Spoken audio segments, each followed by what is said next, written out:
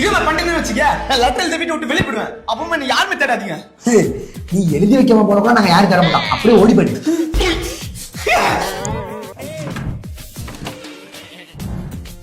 இதுக்கப்புறம் அந்த வீட்டுக்கு போவே கூடாது.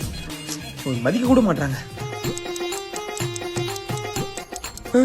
என்ன இவ்வளவு நேரம் ஆயிடுச்சு, இன்னும் நம்ம தேடி யாருமே வரல. அவசரப்பட்டு வீட்டை விட்டு ஓடி வந்துட்டோமோ?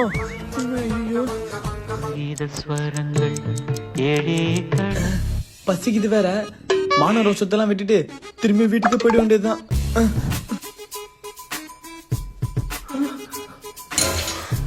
என்ன வீடு போட்டுக்குது?